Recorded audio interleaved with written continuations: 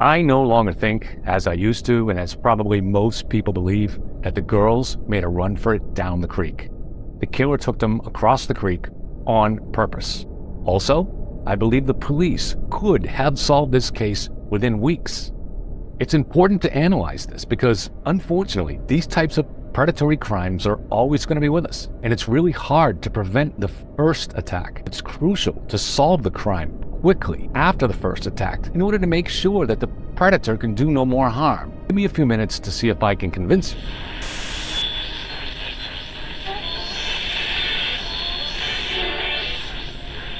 I was recently looking over the map of the crime scene when it hit me with full force what I think actually happened. With stunning clarity, I felt I was able to see a little bit into the killer's mind. This is based on my research into the psychopathic brain, as well as looking at the topography of the land. You have to take a bird's eye view, while at the same time have an understanding of what was going on in Alan's head as he made decisions. When you do this, I think you'll see he killed the girls exactly in the most logical spot. In fact, and this is important, without knowing anything at all about Alan, knowing only the evidence that was gathered soon after the case, you could have guessed close to exactly where the bodies would be found. I know that's a bold statement, so let me convince you. For a predatory killer, it's the killing that is the primary goal. There often is a sexual component, but the killing itself creates sexual gratification. At its root, it's about power and control over another human being. The killer develops fantasies about this over a long time and eventually acts on them. A close parallel here is the BTK killer, Dennis Rader. Rader was a family man, a faithful husband, a good father. He was very close to his oldest daughter. He was a pillar of his local church, gainfully employed, and had no arrest history. His first kills were at age 28 when he was already married and had children. He'd been fantasizing about killing since his early teens. His first victims were the Otero family, but in particular, he had a focus on Josephine, an 11-year-old girl. He killed her last, hanging her in the cellar. Then he ejaculated on her body. Other than that, there was no sexual activity. So for Rader, the killing itself was a sexual act. This is actually something that we don't grasp about these crimes unless we research similar ones and unless we research psychopathy. I actually think it was rather evident in the Delphi murders that it was one of those type of crimes where killing purely for the satisfaction of killing was the main goal. Killing was always the plan. It seems to me most people were missing this, and many still are, for understandable reasons, of course, because our brains can't really comprehend how killing itself can be a kind of sexual act. Normal brains aren't wired that way. So let's go to our bird's eye view. This is the Monon High Bridge. And it was the ideal trap for a predator. Scary to think, because it almost feels inevitable that some predator would spot this, understand its potential, and use it. And no normal person could ever have anticipated it. A predator could not have built a better trap. Think of a Venus flytrap or a funnel spider. The official trail actually ends at the bridge, but it had become natural for many people to continue on to the bridge so they could stand over the creek and take in the beautiful scene. But here's the unique thing about the bridge. It extends for another 400 feet after the creek. At the end of the bridge, the trail truly does end because there are no more paths. It's private property, so most people, most adults probably walk out only as far as the middle of the creek, then eventually turn back. However, kids would be different. Kids are explorers.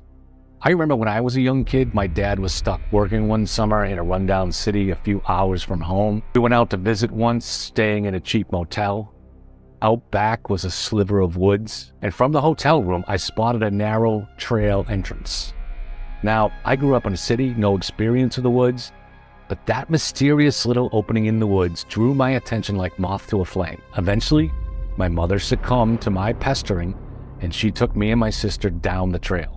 It emerged only a couple hundred yards down the highway, across from an Arby's roast beef, so no big deal. But I had to know where that trail went. Any kid walking the trail in Delphi and then starting down that bridge is going to want to see where it goes, and to groups of kids, it would become a dare. The bridge had no railings and is even crumbling a little.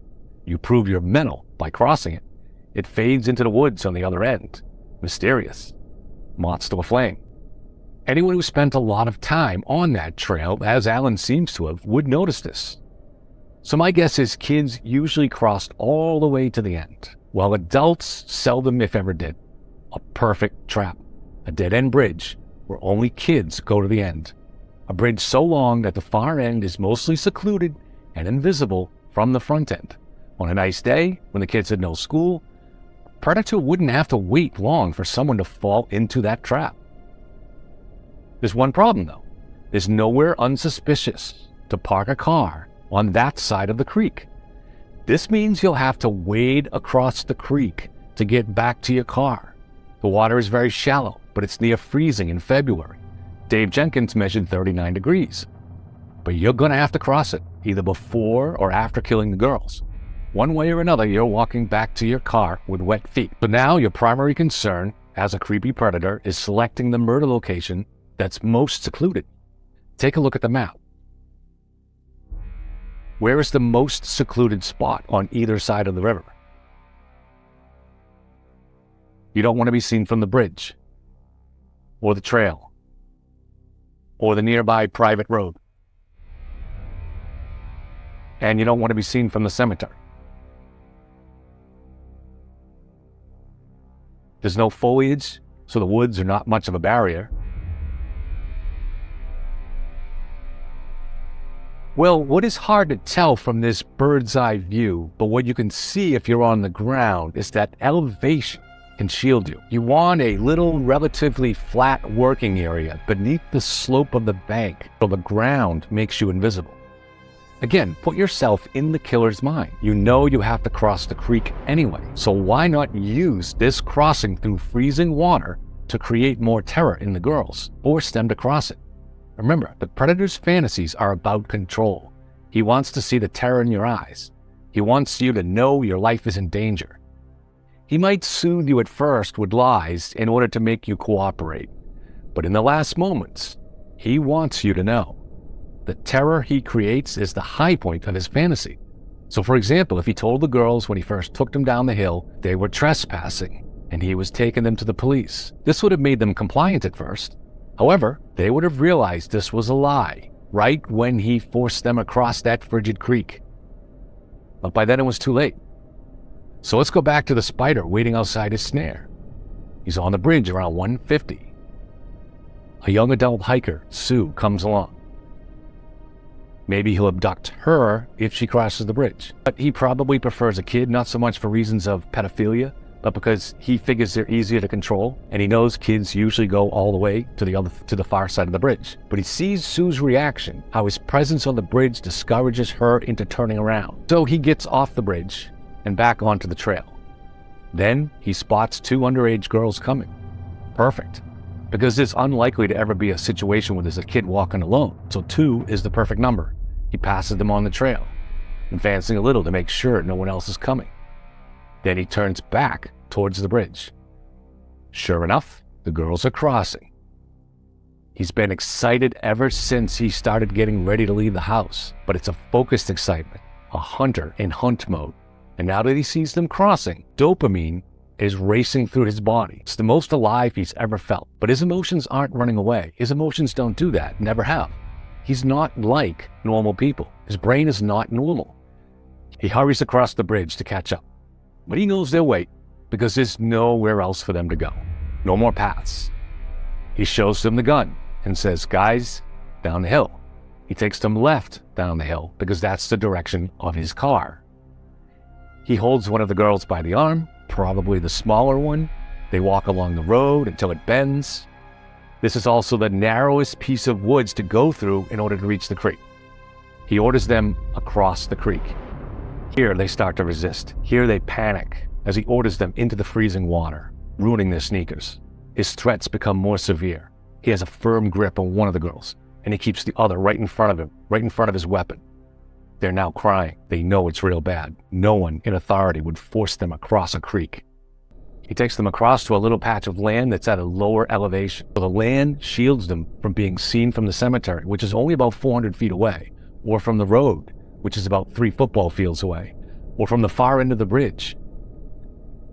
Sensing what he's about to do, the girls fight back. He cocks the trigger. This is purely to scare the girls into submission. There's already a bullet in the chamber, and the cocking ejects it. It's later found by investigators. Does he kill both girls right away? My guess is yes. Killing was the primary goal, and this is the culmination of decades of fantasies. He could no more delay the killing than a man on the cusp of ejaculation can pause. So if the only information you had about this crime was that a predator took 2 kids from the far end of the bridge with the intention of killing them, you could pretty much point to this exact spot as the most likely place to find the bodies. So I no longer think, as I had until looking at the map recently, that the girls made a run for it across the creek. I think Alan took them across it on purpose. He led them to a small, level area that's surrounded by rises. Those rises obstruct any view of the spot from the cemetery or the bridge or the trail. Now, was there a way police could have solved this case sooner? Look, I'm going to lay out how I think maybe yes, but it's not intended as a criticism of the police. I only mean it to encourage constructive thinking on the approach to catching these predators. Listen to my argument and give me feedback. Tell me if you agree with any of it. Help me formulate this kind of method. I have a big interview coming up for you guys with a guy who has a groundbreaking book out on predatory crimes. I actually think he's uncovered something similar to the famous Boston Globe series dealing with Catholic priest pedophiles, subject of the award-winning movie Spotlight. This research has done back-breaking investigating on the ground for over 6 years. A lot of it was gut-wrenching as he spoke with victims, families, and cops assigned to the crimes.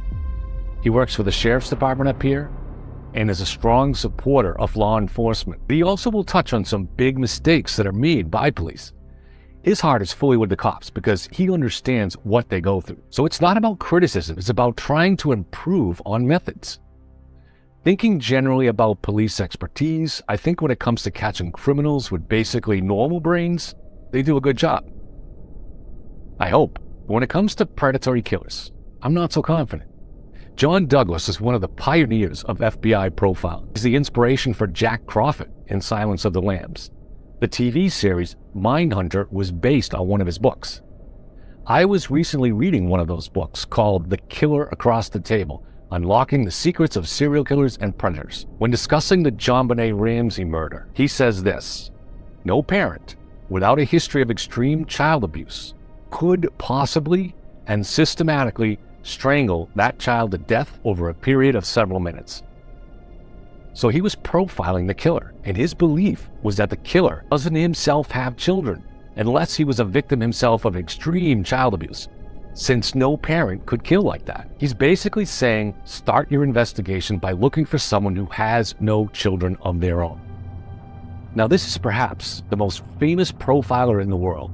If anyone seems qualified to make such an assessment, it's John Douglas, right? Yet that profile is dead wrong, shockingly wrong. Because to have that view, Douglas must have never done even basic research into what a psychopath is. The psychopathic brain is incapable of having an emotional response to someone else's suffering. It's just not wired that way. This applies to his own family, to his own children. And there are a lot of examples of serial killers who were normal fathers. But let's just mention Dennis Rader, as we talked about, BTK. Rader had 2 kids, a son and a daughter. He was especially close to his daughter, a tomboy who doted on him. He was also a Boy Scout leader with no complaints against him. Yet strangulation was his method of killing, and that included his very first target, an 11-year-old girl. His fantasy involved looking into their eyes as the life left them. But John Douglas, perhaps the most famous profiler in the world, doesn't understand this. I find that deeply troubling. Worry. Look, I'm not coming from a place that I know more than FBI profilers or veteran cops or even Clarice Starling herself. I'm just an old bartender. The place where I'm coming from is this: police are making mistakes in these kinds of cases, frequently. I'm talking about good cops doing their best, but nonetheless missing things. Maybe our willingness to make an effort to come up with better ways will inspire some bigger channel than mine to also do that, and eventually somebody big enough does it well enough to get police attention. Because the Delphi murders should have been solved in weeks. And I mean they should have been solved even if Richard Allen never went and spoke to the conservation officer. As most of us now know, the police somehow failed to look closely at this report. Had they looked at it and compared it to the timeline of witness accounts, they would have nailed him early. But what I'm saying is, even had Allen never done that, the cops should have found him within weeks. Let me break it down. The town of Delphi has 3,000 people. Carroll County has 20,000. Let's see if we can narrow down the pool. The nearest town to the bridge outside Delphi is Pittsburgh, Indiana, 4.5 miles away, but it only has a population of 66. The next nearest is Flora, 9.5 miles away, with a population of 2,000. So if we draw a circle with a 10-mile radius around the bridge, which is a very large radius for something like this, we're probably talking about a total population of under 5,000 people. Now, in a case like this, it was always probable, and police always maintain this, that the killer was local, someone familiar with the trail, the bridge, the creek, and the way back to his car. In an area with a small population like this, you're starting with a list and crossing off. Yes, it was possible the killer was an outsider. A nearby meatpacking plant employed a lot of people from out of town, and if someone from a little outside the area was catfishing one of the girls, he could easily research the geography by looking at Google Maps. But there was a strong probability that the killer was local. So I do it this way. Start the investigation with a focus on a 5-mile radius. Part of your team is doing the early work on extending the radius to 10 miles, but you start with a focus on 5. Your list begins with 3,000 people. Cross off females, and now you're down to about 1,500. Witness descriptions have the killer probably in his 40s, but possibly in his late 20s, so go with 25 to 50. Census data shows that there are about 500 males between the ages of 25 and 50 in that area, so the list is down to 500. Now, with the manpower dedicated to this high-profile case, you probably have the resources to check the alibis of those 500 men, but it will help if we can reduce the list a little bit more. The killer was comfortable crossing streams in February, so there's a good chance he's had a fishing or hunting license within the last 5 or 10 years. You could probably use that to help narrow the list. But it's possible he's more of a hiker, so he's comfortable crossing streams, but never obtained licenses. Left a bullet at the scene, so he owns a gun. If he purchased that gun at a dealer, there's federal paperwork, so there's probably a list you can use. But let's leave licenses and gun registries on the side for now. So we have 500 men between age 25 and 50. We have witness descriptions of bridge guy. Height ranges from 5'4" to 5'11". So you can cross off men who are over 6 feet, or who are non-white, or guys that are very obese. Maybe this gets the list down to 400. Now you start checking alibis of these 400. At this point, we're trying to work quick, so we're not doing extensive background checks. That's just wasting time if you're doing that. Wasting precious time. So don't waste manpower on it. We're simply looking at who has a solid alibi for that Monday afternoon. We need to check 400 guys, and we want to work as quickly as possible. Well, at least half of those guys would have been at work on a Monday afternoon. Some might have had a doctor's appointment, a meeting. Anything that can be easily confirmed.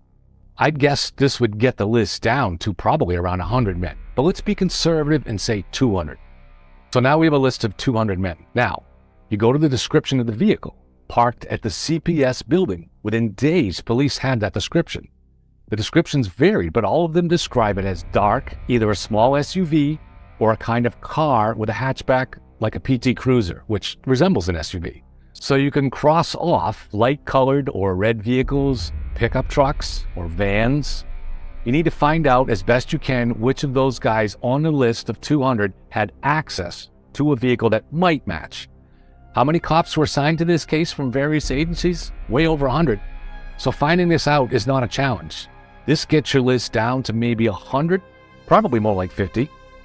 Now here's the important part. You have a witness that saw the killer walking covered in blood towards the CPS location. So he got into his car covered in blood.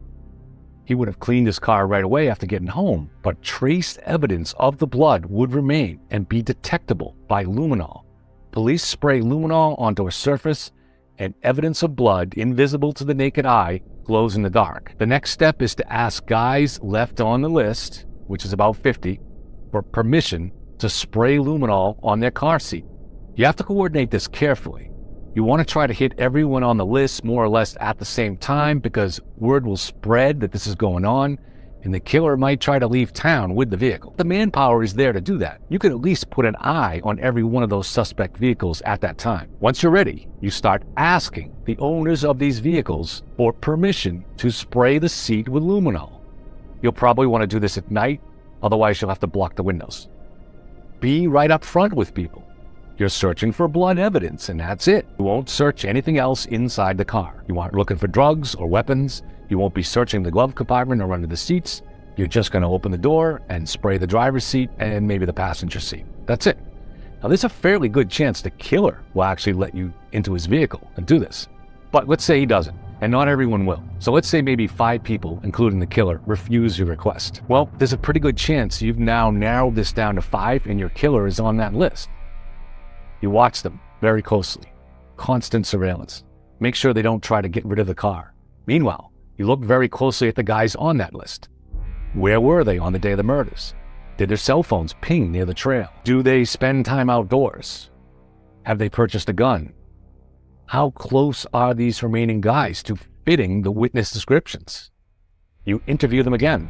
At some point, you hopefully have enough evidence for a search warrant. At least for the vehicle anyway.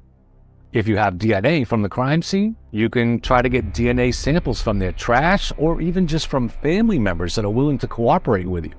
We're talking about 5 suspects. As it turned out, Richard Allen lives about 1.5 miles from the bridge.